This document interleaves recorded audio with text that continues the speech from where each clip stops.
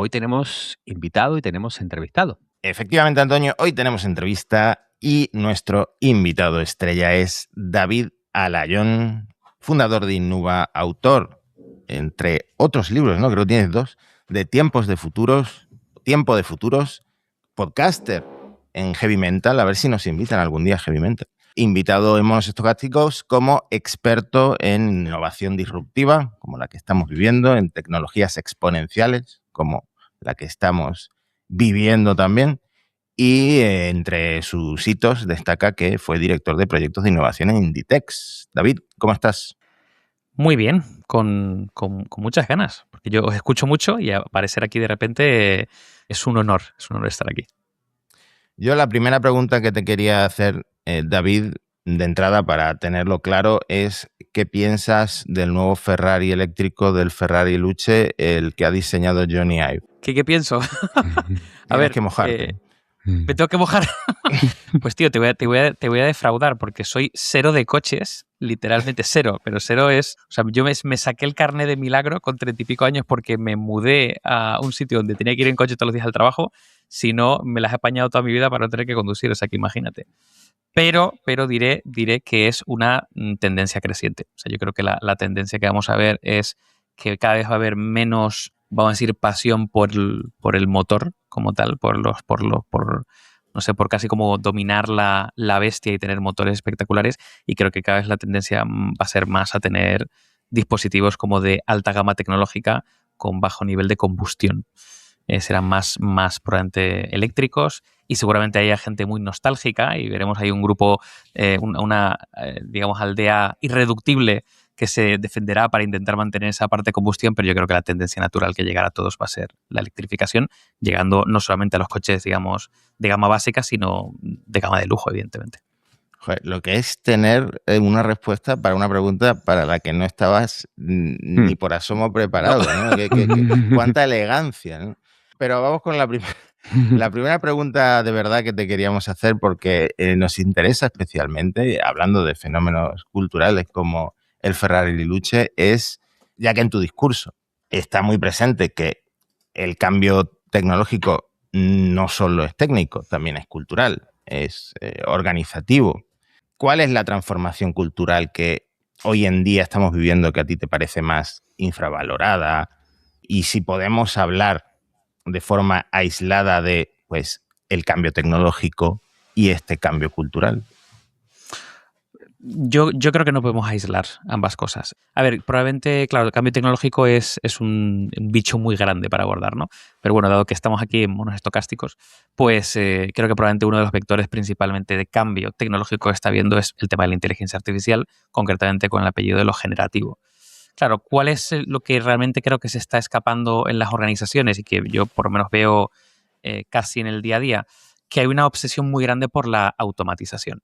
Es decir, estamos cometiendo, creo que, errores del año 2009 o 2008 con la transformación digital de pensar que esto es, digamos, una herramienta que, bueno, se puede implantar, no adoptar, sino se puede implantar en una organización y de alguna forma tomar una serie de procesos y automatizarlos, cuando realmente tiene una reflexión mucho más profunda. Por un lado, hay cosas que se pueden automatizar, pero requiere de una revisión completa, organizativa. Es decir, no es tan sencillo como... Bueno, yo muchas veces recibo esta petición de decir, oye, vamos a automatizar estos procesos. Digo, ¿pero realmente son procesos? O sea, ¿realmente están diseñados? ¿Realmente tienes los datos bien planteados? ¿Tienes un caos que más o menos lo suple el ingenio humano y quieres que la IA lo haga, ¿no? Entonces, ahí yo creo que hay una parte como de rediseño organizativo y de revisión de procesos. Pero donde se está perdiendo el cambio cultural es que esto no va solamente de automatizar ciertos procesos, sino va de aumentar las capacidades de las personas, ¿no? Esto es como la dicotomía en la automatización versus la aumentación de la IA. Entonces yo creo que donde se está perdiendo el gran cambio cultural es acompañar a personas y equipos en cómo pueden adoptar la IA para incrementar sus capacidades, no delegar su cognición en automatizar ciertos procesos. Y yo creo que ahí está la clave que muy pocas organizaciones están dando. Bueno, qué interesante, David. Yo del libro que tengo por aquí, estaba leyendo El Tiempo de Futuros. Me han llamado la atención 2 cosas. Uno es que empiezas con una cita del coronel Baños, ¿no? Que es, Sí. que aparece ahí primero en portada. Bien jugado por la editorial ahí. No, hombre, se le dice a la gente de Penguin, porque el coronel Baños está ahora en su pick de atención. Bueno, esa cita hay que decir que la conseguí yo. Bueno. Con Pedro Baños, la verdad que hicimos una colaboración hace muchos años para un cliente en un entorno así como de sensibilización y de formación que tiene que ver con geopolítica, y la verdad que no hemos mantenido muchísimo el contacto, pero la verdad que se prestó cuando le di la idea del libro y demás, decir, ¡ay, qué interesante, no sé cuánto! Y se prestó por una cita, o sea que de aquí un saludo. Bueno, Mati, tenemos que trabajar la parte social aquí con youtubers de prestigio. O sea, está claramente que vamos por detrás. De todas maneras, mi pregunta iba sobre una cita que me interesó mucho leyendo el libro, que era, ¿no?, cuando hablabas de Rosling, ¿no? Y cómo muchas veces nuestras proyecciones del futuro son como muy lineales, ¿no? Como una extrapolación de cómo va la cosa, pues se seguirá. A mí con la IA, ya que estamos en mono, y toda la parte de forma de trabajo, automatización, creo que hay siempre un debate de fondo que está por resolver, ¿no? Que es cuánto hay en la IA de una tecnología normal que se adopta de una manera normal y en la que podemos extrapolar pues, o hacer analogías con adopciones de tecnologías pasadas, probablemente Internet sea la más socorrida en este caso, y cuánto tiene de excepcional, y por lo tanto hay que empezar a hacer caso y atender a las advertencias que nos hacen la gente que habla, pues, de singularidad o de impacto excepcional y desproporcionado. ¿Qué indicios, ¿no? O qué señales ves tú que nos puedan animar a pensar la inteligencia artificial de un modo o del otro? Bueno, es una pregunta maravillosa. A ver, yo la respuesta, te digo una respuesta muy rápida y luego una respuesta un poco más sistema 1, sistema 2. Ya que sacamos ahí a Rosling y a los sesgos. De manera muy rápida te diría que la inteligencia artificial en el estadio que está ahora mismo, me parece que es una herramienta de que tiene su propia categoría. Es decir, no creo que siga, digamos, los mismos niveles de adopción que tienen ningún tipo de herramienta que hemos vivido anteriormente o tecnología, por no denominarlo o enmarcarlo como una herramienta. La respuesta lenta es lo mismo, pero con cautela.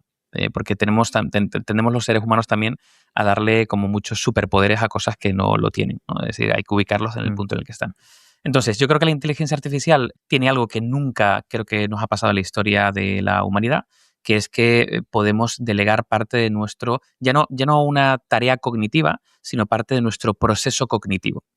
Es decir, ha habido pues diferentes herramientas a lo largo de la historia que han suplido, digamos, componentes físicos, han suplido componentes muy puntuales cognitivos, véase, por ejemplo, lo que tiene que ver básicamente con las matemáticas o la parte del cálculo, ¿vale? Claro. Pero realmente el proceso completo intelectual cognitivo de que tiene un componente de razonamiento, un componente que no tiene que ver con la lógica, tiene que ver muchas veces con la asociación de conceptos, que a lo mejor no siquiera son lógicos, aunque las IAs trabajan mucho de la parte probabilística.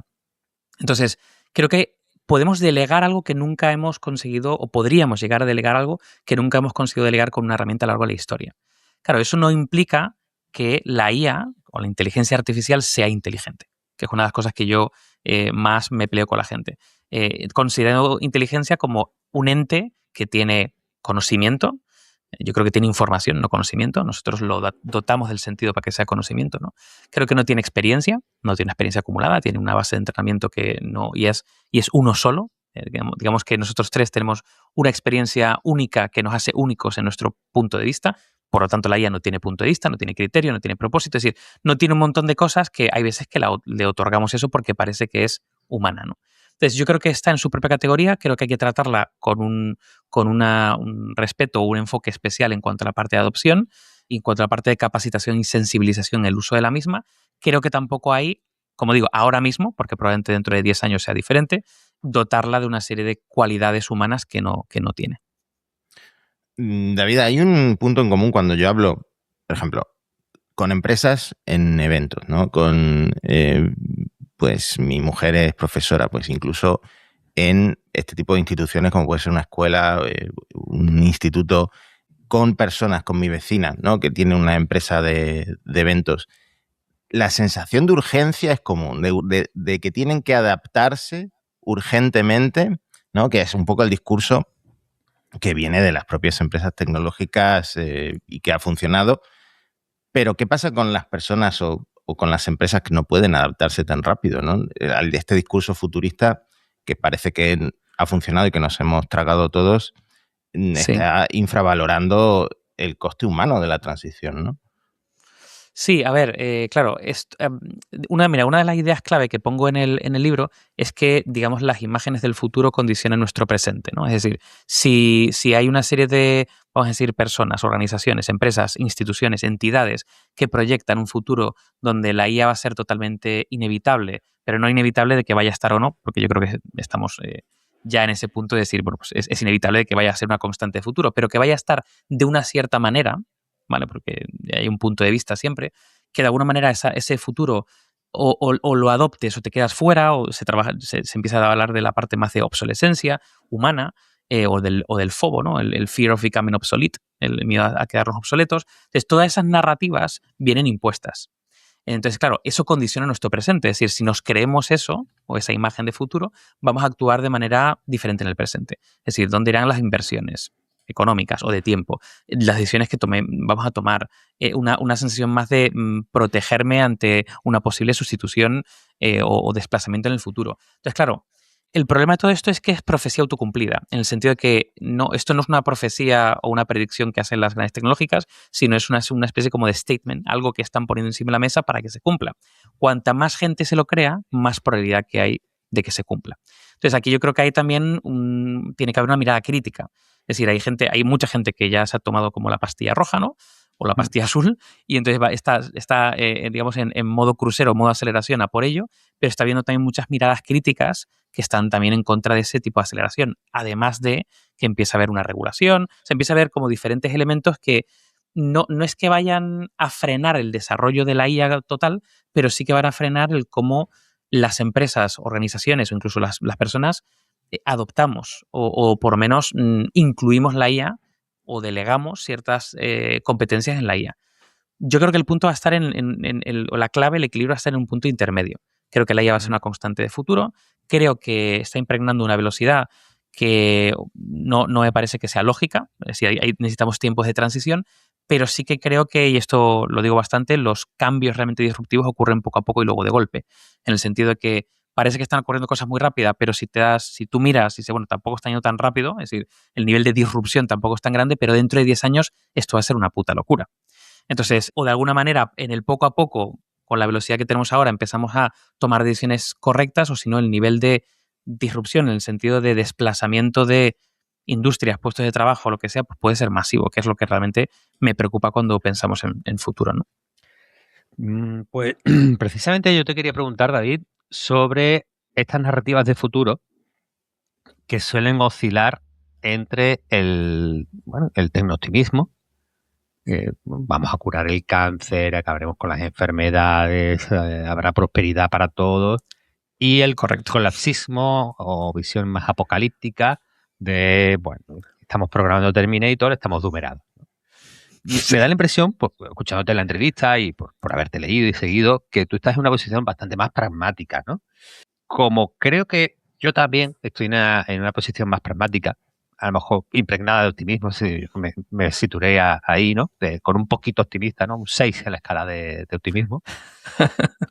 Me da la impresión de que posiblemente, también por el momento de cómo es la opinión pública a día de hoy, especialmente en digital, pero bueno, también los medios generalistas, que está muy dominada por los extremos. Es decir, el debate público sobre el futuro, ¿tú crees que lo estamos haciendo bien? ¿Crees que falta profundidad? ¿Crees que hay demasiado alarmismo? ¿Crees que hay demasiada hype? ¿Cómo estás viendo tú el debate sobre futuro que, como bien has explicado, condiciona mucho el presente? Claro. No, a ver, yo no creo que estemos teniendo un debate, por lo menos, digamos, en entornos masivos, un debate productivo sobre el futuro. Creo que de alguna manera, a ver, claro, las reglas del juego, esto parte también de cuáles son las reglas del juego ahora mismo, digamos, de captación de la atención. Es decir, al final, medios de comunicación, algoritmos, los canales existentes tienen una serie de reglas del juego que premian básicamente pues el clic o frente a un volumen muy grande de atención, un volumen muy grande de información, ¿qué es lo que va a captar la atención? tenemos, otra vez citando a Rosling, ¿no? un sesgo de negatividad muy grande, por lo tanto nos fijamos en cosas que tienden a ser negativas o que nos tienden a sorprendernos o tienden a corroborar lo que pensamos, ¿no? Entonces, claro, cuanto más polarizado sea algo, más posibilidad tiene de captar nuestra atención, ya sea por la parte negativa o la parte de que nos engancha algo muy primitivo, a lo que pensamos de manera muy interna. Y cualquier discurso polarizado nunca va a generar un discurso productivo sobre el futuro. Nunca. Porque va a llevarnos a los extremos que nunca van a ocurrir. Y si ocurren, pues cerremos la persiana, porque nos iremos a la gran distopía y Terminator y hasta luego, o nos iremos a escenarios que no tienen ningún tipo de fundamento lógico, ¿no? El tecnooptimismo llevado al extremo no tiene ningún tipo de lógica. La abundancia para todos, sí, ya, pero ¿cómo se consigue eso, no? Entonces, ese debate intermedio que deberíamos tener, que es, oye, ¿qué decisiones podemos tomar ahora para mejorar ciertos indicadores de progreso? Oye, para intentar resolver ciertas tensiones. No pretendo resolver todo, porque es imposible. Es imposible decir, oye, dentro de 10 años vamos a resolver todo y vamos a vivir una especie como de, ¿no? una utopía fantástica que no existe. Sino intentar generar pequeños progresos hacia vectores que son tensiones sociales ahora mismo. Entonces, yo creo que tenemos una regla del juego que impiden que ese debate se dé. Tenemos una serie también de, una clase política, ¿no? Que está muy centrada en un cortoplacismo extremo, es decir, lo que interesa básicamente es la renovación cada 4 años, por lo tanto, los incentivos que tienen es para intentar no pensar más allá de 4 años, y este tipo de retos son más allá, ¿no? De hecho, cualquier cosa compleja va a ser que incluso el voto disminuya, porque encima los humanos estamos siendo reentrenados para tener literalmente para no pensar, o sea, para quedarnos en un discurso muy superficial, ¿no? La cultura de la lectura del tweet o del resumen, ahora con ChatGPT y similares. Entonces, joder, pues el contexto que tenemos es un contexto muy complejo para realmente tener ese tipo de debate. Yo lo que espero, por ejemplo, es que haya otro tipo de ángulos que enganchen con el público y que sí que lo cambien. Por ejemplo, la ciencia ficción. O, por ejemplo, otro tipo de narrativas o cosas que a lo mejor son percibidas como entretenimiento, pero que poco a poco van calando ideas que entran relativamente fácil, porque lo complicado es que entren, y que poco a poco vayan calando en un imaginario colectivo diferente. Bueno, yo creo que para la misma parte de la audiencia que a lo mejor no ha pillado el subtexto de una cosa que ha dicho David, ¿no? Está apuesta por el extremismo barato en redes, que es que el éxito de Matías en LinkedIn se está apalancando mucho en esta búsqueda de la polémica. Es un tema que en el podcast hemos hablado poco, pero bueno, lo dejamos ahí como para reflexionar. 2 últimas preguntas, una para mí y otra para Mati. Las Antillas están ganando la opinión pública. Me da la impresión, creo que es un fenómeno, pues, no sé si hegemónico, pero básicamente el discurso sobre el impacto en el empleo, la IA como una herramienta alienante y extractiva de las clases culturales, el impacto climático de los data centers. Se empieza a juntar hoy una gran bola que luego vas tú a los estudios de opiniones de la gente y el sentimiento anti-IA pues, está calando en la ciudadanía y básicamente, por lo menos en los países occidentales no está pasando, en Asia quizás no tanto. Bueno, ¿tú ves posible que esto se invierta? ¿Tú ves posible que la gente, igual que ahora mismo se está anti-IA, empiece a pensar de otra manera? ¿Y qué importancia le das a este momento de la opinión pública si es que tú la ves así? Yo lo veo así y fíjate, me parece bien. Y ahora explico por qué me parece bien.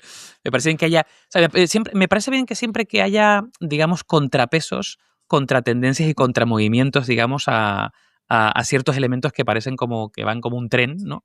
Y todo lo que vaya como un tren, todo lo que coja, digamos, un eje muy extremo, al final lo que va a tener son repercusiones negativas. Seguro, segurísimo, porque es un sistema complejo y a la velocidad que vamos no nos damos cuenta del impacto de segundo y de tercer grado que puede haber en el mundo. Entonces, que haya un contrapeso y un contramovimiento de la sociedad en general diciendo, oye, espera un momento, que esto no es todo jauja.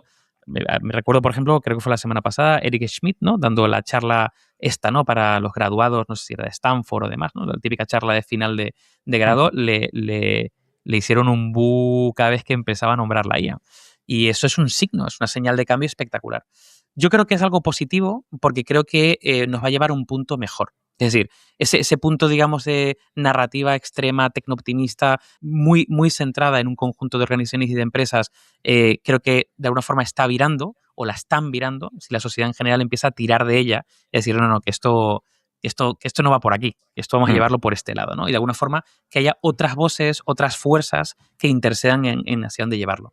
Creo que el resultado final es que, como cualquier tecnología, o cualquier incluso disrupción tecnológica que ha habido en las diferentes revoluciones industriales, al final hay un shock inicial, siempre hay un shock inicial, hay un miedo por todo, por una pérdida de valores, una pérdida de la deshumanización, una pérdida de empleos, y luego acaba de alguna manera habiendo una aceptación, inclusión y, digamos, modelización de esa tecnología dentro del contexto. Yo creo que eso va a ocurrir, pero en este caso concreto me parece que, bueno, el cómo ocurra eso depende mucho cómo es el tránsito.